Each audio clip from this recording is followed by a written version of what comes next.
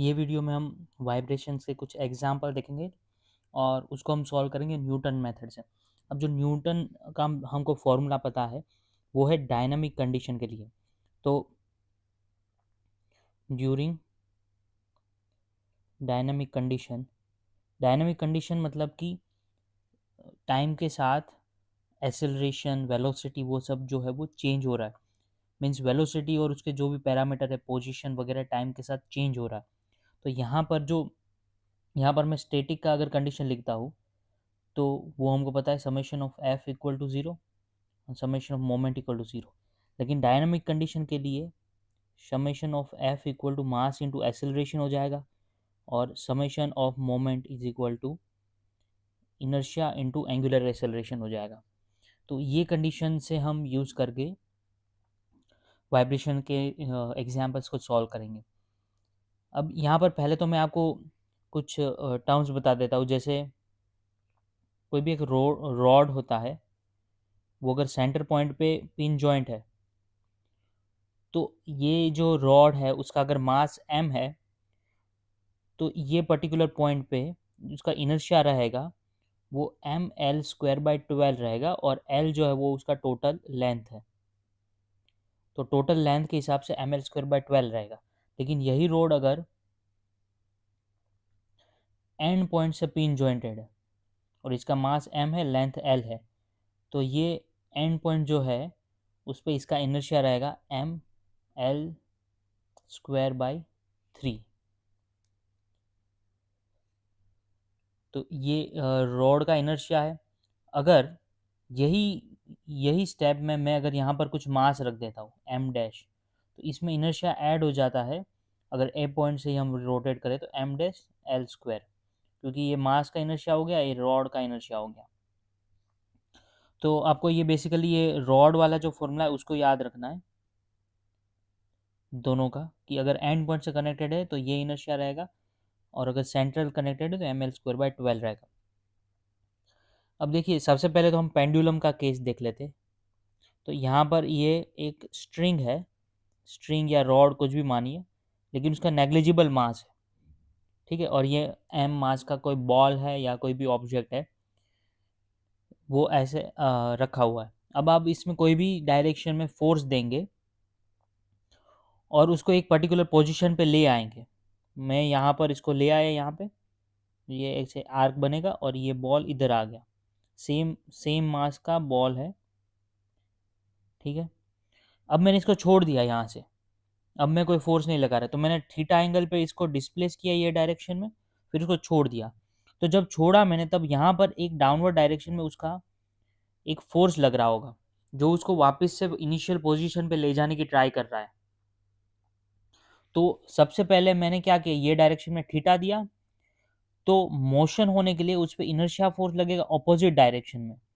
तो इनर्शिया से जो फोर्स आता है वो आई इंटू अल्फा रहता है।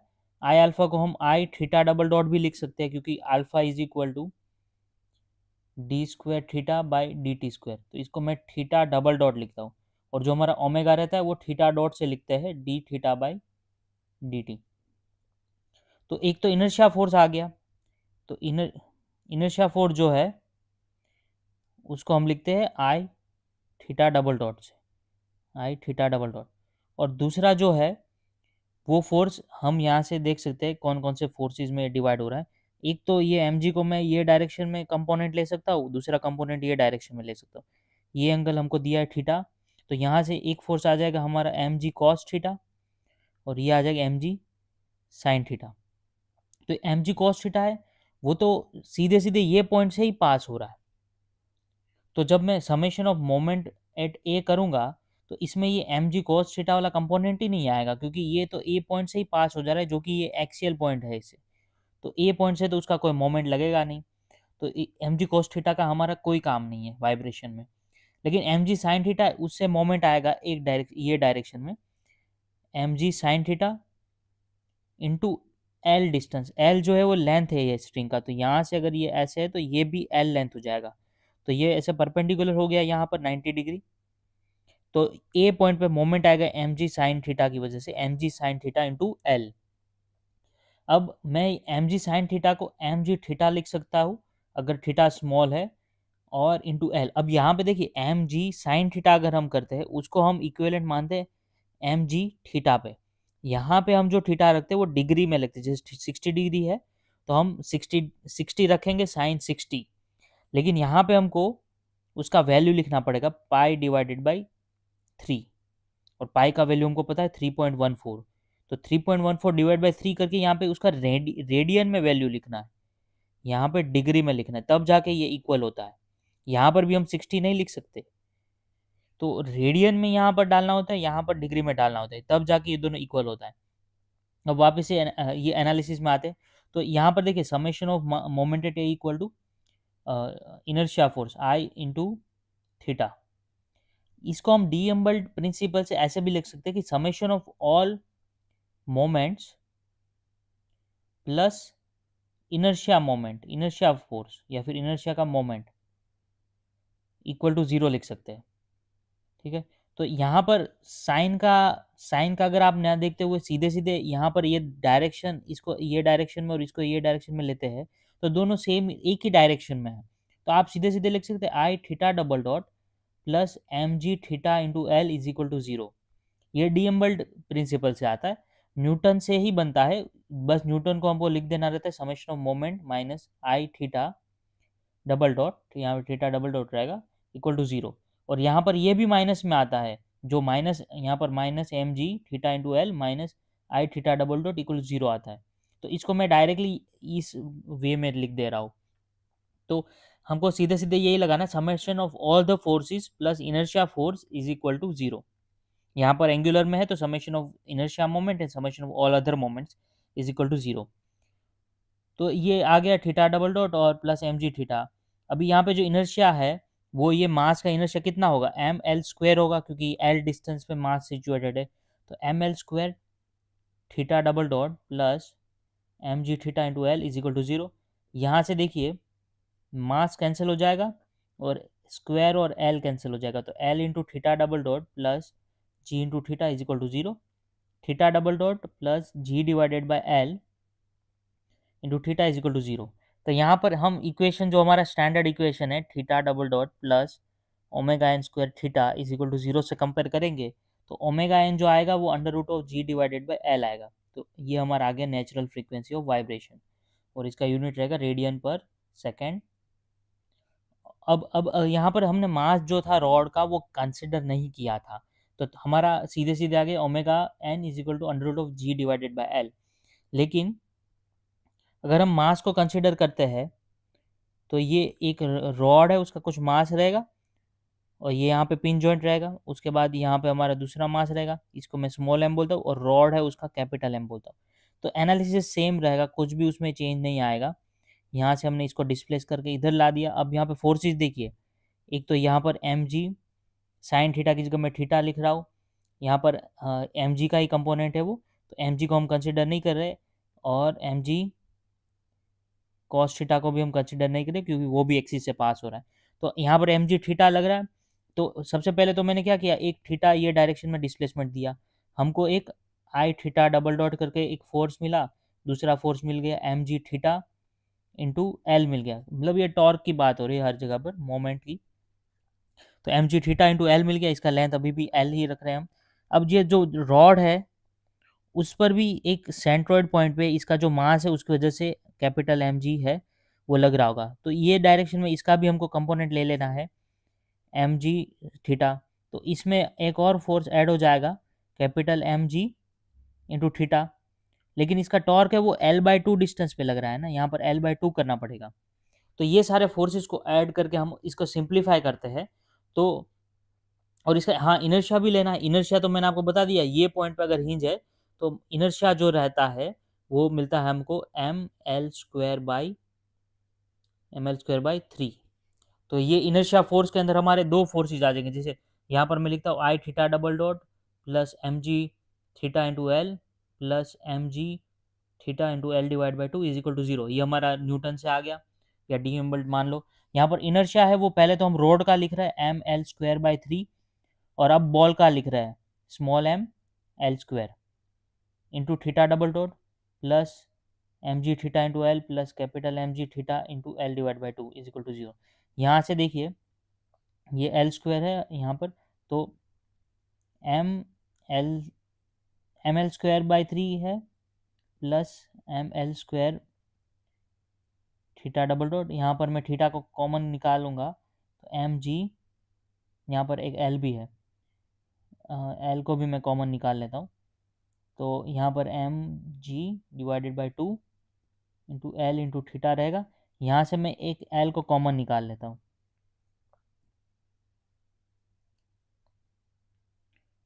तो यहाँ से एक एल कॉमन आ गया, ये कैंसिल हो गया, ये एक एल कैंसिल हो गया। तो यहाँ पर देखिए M L by 3 plus M into L theta double dot plus M G divided by 2 into theta is equal to 0।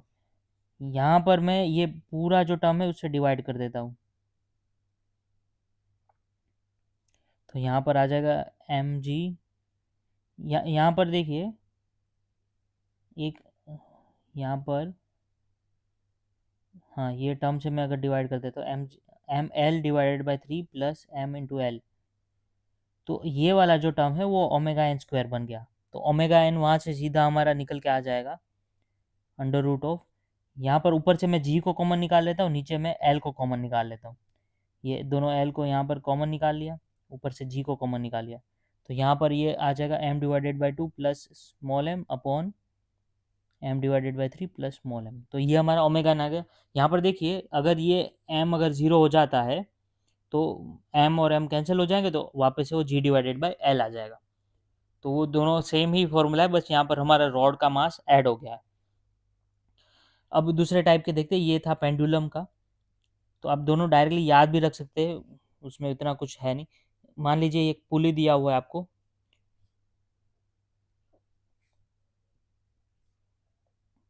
और ये सेंटर पे पिन जॉइंट है, मतलब ये पॉइंट पे ये फुली रोटेट कर सकता है, यहाँ से एक स्ट्रिंग के एंड पे ये स्प्रिंग लगा हुआ है, और यहाँ पे इसका स्प्रिंग कांस्टेंट के है, पुली का भी मास दे दिया इस बार एम, कैपिटल एम, और यहाँ से ये एक मास लगा हुआ है, तो ये एक सिंगल स्ट्रिंग पे है, यहाँ से कनेक्ट होकर ये ऐसे आ रहा है, फिर मास पे कनेक्टेड है, और इसका रेडियस जो दे दिया है वो है आर, स्मॉल आर। अब इसका हमको नेचुरल फ्रीक्वेंसी निकालना है, तो यहाँ पर सबसे पहले आपको है ना पुली को एक स्मॉल डिस्प्लेसमेंट देना है, तो ये अभी का पहले का एक्सिस है, मैं इसको एक स्मॉल डिस्प्लेसमेंट देता हूँ, कोई भी डायरेक्शन में दे सकते, मैं ये डायरेक्शन में एक डिस्प्लेसमेंट दिया, तो पुली का पहले ए पॉइंट था, यहाँ पे ए डैश पे आ जाएगा, ये बी पॉइंट था वो बी डैश पे आ जाएगा, तो मैंने एक थीटा एंगल से ये डायरेक्शन में एक डिस्प्लेसमेंट दिया, तो सबसे पहला जो फोर्स है वो आएगा वो ऑपोजिट डायरेक्शन में inertia into theta double dot आ जाएगा। उसके बाद आप देखिए ये स्प्रिंग इतना स्ट्रेच हुआ, अगर ये थीटा है, यहाँ पर मैं थीटा दिया हूँ दोनों साइड में, तो स्प्रिंग जो इतना स्ट्रेच हुआ उसकी वजह से एक फोर्स लगेगा ऑपोजिट डायरेक्शन में, डाउनवर्ड डायरेक्शन में, स्प्रिंग उसको वापस खींचेगा ना, पुली को मैं ये डायरेक्शन में अगर घुमा रहा हूँ तो स्प्रिंग उसको वापस खींचेगा, तो यहाँ पर जो स्प्रिंग की वजह से फोर्स आएगा वो क्या आएगा, के इंटू उसका डिस्प्लेसमेंट जितना हुआ, ये वाला एक्स डिस्टेंस, और एक्स डिस्टेंस है वो देखिए आर इंटू थीटा है, ये अगर ट्राइंगल लेते हैं आप, यहाँ पर ये थीटा है और ये डिस्टेंस है वो आर है, तो ये वाला जो है distance X is equal to R theta हो जाएगा, तो ये इंटू आर थीटा हो गया, तो इतना फोर्स आया। लेकिन यहाँ पर हमको टॉर्क निकालना है ना, तो पुली पे जो ये ओ सेंटर पॉइंट पे जो टॉर्क आया वो ये आर थीटा वो फोर्स टाइम्स आर डिस्टेंस पे है ये फोर्स, तो ये फोर्स जो आएगा ऑपोजिट डायरेक्शन में, थीटा के ऑपोजिट डायरेक्शन में, तो फोर्स टाइम्स आर डिस्टेंस पे आएगा, तो ये इतना फोर ये आ जाएगा। अब मास की वजह से फोर्स नहीं आएगा, हम बोल रहे हैं कि मास की वजह से एम जी फोर्स आएगा, ये नहीं, मास एक इनर्शिया देगा, तो मास और पुली जो है दोनों का एक इनर्शिया रहेगा वाइब्रेशन का,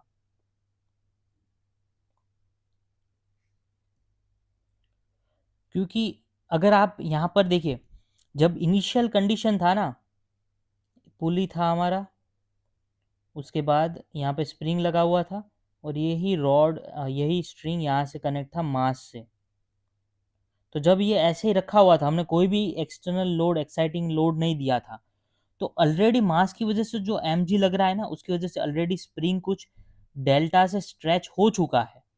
तो ऑलरेडी के डेल्टा mg के बराबर सिस्टम ने कंसिडर कर लिया है। अब जब इसमें हम खींचते हैं तो रिस्टोरिंग फोर्स स्प्रिंग में स्टोर होता है। तो हम यहाँ पर स्टैटिक जो लोड है उसकी बात नहीं कर रहे हैं। हम इसलिए नहीं कर रहे क्योंकि ऑलरेडी स्प्रिंग के बराबर दोनों साइड में बैलेंस ही रहेगा हमेशा के लिए। ऑलरेडी एक स्प्रिंग में भी फोर्स टेंशन आ गया है जो कि mg के बराबर है। तो वो जब हम एक्साइटमेंट देंगे ना सिस्टम में, ये थीटा हम दे के एक्साइटमेंट करा रहे, तो mg तो लग ही रहा है यहाँ पर, लेकिन ऑलरेडी सिस्टम ने एक फोर्स के टाइम्स कुछ डेल्टा लेके ही रखा हुआ है। दोनों साइड में पुली पे एक फोर्स तो लग ही रहा है पहले से। तो वो ऑलरेडी इक्विलिब्रियम में ही है। और वो टाइम के साथ इक्विलिब्रियम वाला फोर्स जो है वो चेंज भी नहीं होगा, वो जैसा है वैसा ही रहेगा। तो हमको mg करके कंसिडर करने का ज़रूरत नहीं है यहाँ पे।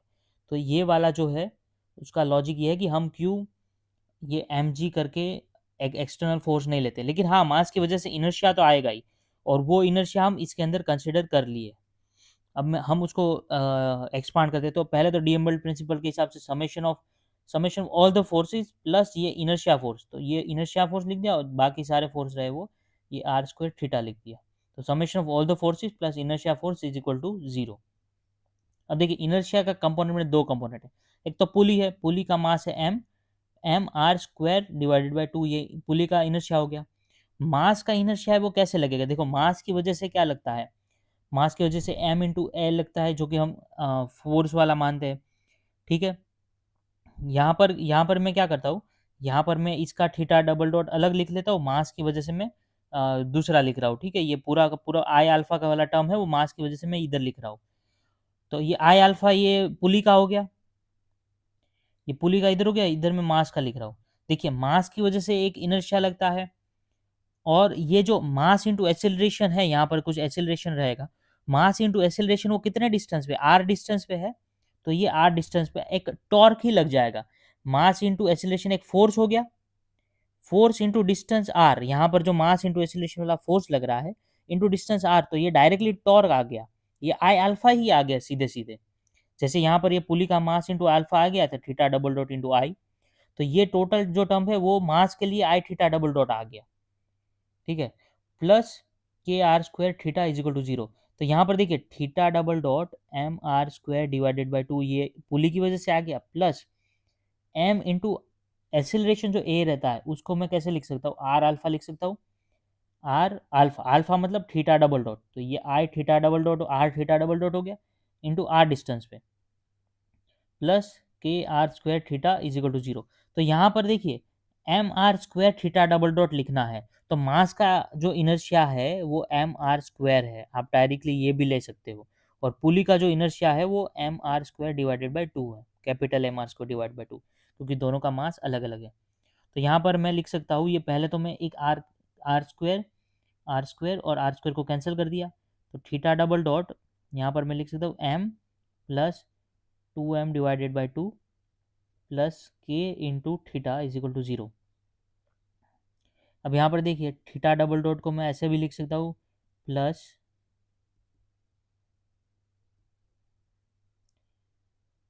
2k times divide by m plus 2m into theta is equal to 0। और ये हो गया हमारा ओमेगा एन स्क्वायर, तो यहाँ से हमारा ओमेगा एन आ जाता है under root of 2k upon m plus 2m। तो इस तरीके से हमको ये वाला फाइंड करना है, ये हमारा आंसर हो गया। दूसरा एक एग्जांपल लेते हैं। यहाँ पे फिक्स सपोर्ट है, उसके बाद ये स्प्रिंग है, स्प्रिंग हमारा यहाँ पे कनेक्टेड है एक पुली से, उसके बाद ये एंड पॉइंट फिक्स्ड है, पुली के ऊपर से स्ट्रिंग होते हुए यहाँ पे मास कनेक्टेड है। ये पुली हमारा यहाँ पे पिन जॉइंट है, नहीं पिन जॉइंट नहीं है क्योंकि ये स्प्रिंग से लटका हुआ है। तो पुली हमारा ये स्प्रिंग से लटका हुआ, जितना पुली ये पॉइंट से नीचे जाएगा वो रोटेट तो कर ही सकता है ये पॉइंट कर, लेकिन फिक्स जॉइंट नहीं है, वो पिन जॉइंट नहीं है। सॉरी पिन जॉइंट है लेकिन वो फिक्स्ड पिन वाला नहीं है, मतलब वो फिक्स सपोर्ट से पिन जॉइंट नहीं है कि यही पॉइंट पे रोटेट करेगा। वो अप डाउन भी होगा वो पॉइंट पे, और रोटेट भी हो सकता है। यहाँ पर ये हमारा मास है, इसका स्टिफनेस k है और पुली का मास m है, ये रेडियस है r डिस्टेंस है। अब यहाँ पर देखिए, यहाँ पर हमको क्या करना है, जो ये लेंथ तो फिक्स है। आप देखिए, जब मैं पुली को डाउनवर्ड डायरेक्शन में ये मास को खींचता हूँ ना, तो पुली हमारा ये स्ट्रिंग पे है ना, रोल करेगी, मीन्स ऐसे रोल करेगी, आगे आएगी आगे आएगी, मतलब व्हील जैसे होता है ना, व्हील की तरह ये पुली रोल करेगी, ये स्ट्रिंग पे ऐसे व्हील की तरह रोल करेगी पुली। जैसे ही मैं मास को नीचे खींचता हूँ, आप देखिए ये पॉइंट से ये रोल करेगी आगे की तरफ पुली। तो पुली रोल कर रही है, मतलब ये वाला पॉइंट है उसका इंस्टेंटेनियस सेंटर है, उस पॉइंट के अराउंड ये इंस्टेंटेनियस सेंटर है, इंस्टेंटेनियस सेंटर है। इस पॉइंट के अराउंड ये पुली जो है वो रोटेट कर रही है। इंस्टेंटेनियस सेंटर पे वेलोसिटी, उसका रिलेटिव वेलोसिटी जीरो हो जाता है वो पॉइंट पे, तो स्ट्रिंग के साथ ही वो पॉइंट पे मूव कर रही है, मतलब ये वाला पॉइंट फिक्स है और इसी के रिस्पेक्ट में सारे पॉइंट मूव कर रहे हैं। तो यहाँ पे पॉइंट फिक्स है, तो यहाँ से मैं एक एंगुलर डायरेक्शन में थीटा मीन्स थीटा एंगल से इसको डिस्प्लेस करता हूँ, तो ये कुछ पॉइंट ऐसे हो जाएगा। ये वाला पॉइंट यहाँ आएगा ना जब, तो हमारा ये मैंने इसको थीटा एंगल से डिस्प्लेस किया। मैं जैसे ही मास को नीचे खींचूंगा तो ये थीटा एंगल से डिस्प्लेस होगा। तो अब आप देखिए, यहाँ पर जो ये लेंथ है वो बढ़ गया, यहाँ पर इतना लेंथ बढ़ गया। तो जो स्प्रिंग है उसका स्ट्रेच पॉइंट ए से ए डैश तक आ गया। तो स्प्रिंग का जो स्ट्रेचिंग हुआ वो ए से ए डैश तक आया और उसी का डिस्टेंस देखिए ये आर है और थीटा एंगल हुआ, तो हमारा स्प्रिंग का स्ट्रेच है वो आर थीटा टाइम्स हो गया। तो ये जो लेंथ एक्स है उसको मैं बोल देता हूँ आर इंटू थीटा, और यहाँ पर ये जो है वो टू आर थीटा हो जाएगा क्योंकि ये डायमीटर पे है। अब देखिए, मैं इसको डाउनवर्ड डायरेक्शन में से थीटा दिया हूँ, तो सबसे पहला force I into theta double dot आ गया, आई थीटा डबल डॉट फोर्स लग गया। दूसरा एक फोर्स ऑपोजिट डायरेक्शन में स्प्रिंग ने खींच लिया, स्प्रिंग कांस्टेंट के है और डिस्टेंस आर थीटा है, और वो लग कितने डिस्टेंस पे रहा है, ये आई सेंटर से, आई सेंटर पे हम मोमेंट लेने वाले इसलिए मैं वहां से गिन रहा हूँ, इंटू आर डिस्टेंस पे लग रहा है। और सेम हमारा मास का जो इनर्शिया रहेगा, मास का जो इनर्शिया रहेगा वो हमको कैलकुलेट करना है, M A into M A जो है वो यहाँ पर इनर्शिया फोर्स लग रहा है एम इंटू ए, कितने डिस्टेंस पे लग रहा है आई सेंटर से, टू आर डिस्टेंस पे लग रहा है। और ए को हम लिख सकते हैं R alpha means R theta double dot times two R, तो मैं इसको लिख सकता हूँ M two M R square theta double dot. अब ये इनर्शिया हमने कैलकुलेट कर लिया। पुली का इनर्शिया ये आई सेंटर पॉइंट के अराउंड है, पुली का इनर्शिया रहता है। सबसे पहले तो पुली का इनर्शिया सेंटर पॉइंट के around M R square divide by two, plus centre point को अगर हम आई सेंटर पॉइंट पे अगर हम ले आते हैं यहाँ से यहाँ तक, तो एडिशनल आ जाता है एम आर स्क्वायर। तो इतना इनर्शिया हमको आई सेंटर पॉइंट पे मिल गया। अब आई सेंटर पॉइंट से हम सारी चीज़ें को कैलकुलेट करेंगे क्योंकि वहाँ पे क्या है, कैलकुलेशन ईजी है। तो सबसे पहला हमारा आ जाएगा inertia force plus all the other forces means K R square theta is equal to zero. अब यहाँ पे सबसे पहले पुली का इनर्शिया लिखेंगे M R square divide by two plus M R square, और फिर मास का इनर्शिया लिखेंगे two M R square theta, और इससे मल्टीप्लाई कर देंगे थीटा डबल डॉट। पूरे सिस्टम का इनर्शिया लेके हमको थीटा डबल डॉट से मल्टीप्लाई करना है एक ही साथ में, plus K R square theta is equal to zero. अब आप देखिए आर स्क्वायर कैंसिल हो गया, आर स्क्वायर कैंसिल हो गया, आर स्क्वायर सब जगह से कैंसिल हो गया। तो यहाँ पर ये आ गया M by two three M by two plus two M theta double dot plus K theta is equal to zero. तो थीटा डबल डॉट प्लस इसको मैं 4 लिखता हूँ यहाँ पे, इस डिवाइड बाई 2 कर देता हूँ, और ये 2 को मैं यहाँ से और यहाँ से हटा के इधर ले गया। तो ये आ गया 2k divided by 3m plus 4 small m into theta is equal to zero, और ये हो गया हमारा ओमेगा एन स्क्वायर। इससे हम ओमेगा एन निकाल के लिख सकते हैं under root of 2k divided by 3m plus 4m। तो ये हो गया हमारा आंसर। तो ये सिस्टम का नेचुरल फ्रीक्वेंसी इस हिसाब से रहेगा, स्प्रिंग स्टिफनेस का वैल्यू दिया रहेगा m और m दिया रहेगा कैपिटल स्मॉल, तो हम उससे नेचुरल फ्रीक्वेंसी का वैल्यू भी निकाल सकते हैं और इसका यूनिट हो जाता है रेडियन पर सेकेंड। अगर हमको ये एफ एन के टर्म्स में हर्ट्ज के टर्म्स में दे दिया तो ये क्या करना है, ओमेगा एन डिवाइडेड बाई 2 पाई कर देने का। तो दूसरा एग्जांपल देखते हैं। ये एक वॉल है और ये भी एक वॉल है, हॉरिजॉन्टल और वर्टिकल। यहाँ से एक स्प्रिंग कनेक्टेड है और ये स्प्रिंग जो है वो यहाँ पे हमारा ये व्हील से कनेक्टेड है, एक व्हील है उससे ये कनेक्टेड है। और व्हील का जो रेडियस दिया हुआ है वो आर दिया हुआ है, स्प्रिंग का स्प्रिंग कांस्टेंट के दिया है, और यहाँ पे मास व्हील का एम दिया हुआ है। और ये डिस्क टाइप है, ऐसा पेरिफेरियल नहीं है व्हील, ऐसे ऐसे नहीं है, वो पूरा का पूरा डिस्क है जो कि कवर्ड है। तो यहाँ पर भी देखिए आपको क्या करना है, ये व्हील जो है वो ये पॉइंट के अराउंड रोटेट करेगा। तो यहाँ से मैं इसको स्मॉल एंगल से रोटेट कराता हूँ व्हील को। तो ये मैंने इसको दे दिया यहाँ पर एक थीटा ये डायरेक्शन में। तो मैंने ये डायरेक्शन में थीटा दिया, तो सबसे पहला फोर्स जो रहेगा सिस्टम का, आई थीटा डबल डॉट का एक मोमेंट लगेगा। अब देखिए ये आर थीटा से डिस्प्लेस हो गया, तो स्प्रिंग फोर्स भी लगेगा एक ऑपोजिट डायरेक्शन में, स्प्रिंग स्ट्रेच होगा तो ये स्प्रिंग फोर्स के आर थीटा लगा और ये लगा आर डिस्टेंस पे, मीन्स यहाँ पे ये आर डिस्टेंस पे लगा है, तो इंटू आर करना पड़ेगा मोमेंट के लिए। और दूसरा तो कोई फोर्स लग नहीं रहा है, तो हम सीधे सीधे इसको ऐड कर देंगे, I theta double dot plus K R square theta is equal to 0। यहाँ पर जो इंस्टेंटेनियस सेंटर ये है, यहाँ से ही हम सब कैलकुलेट करें तो ये M R square divide by 2 plus M R square हो जाएगा टोटल इनर्शिया ये पॉइंट पे पुली का, व्हील का, theta double dot plus K R square theta is equal to 0।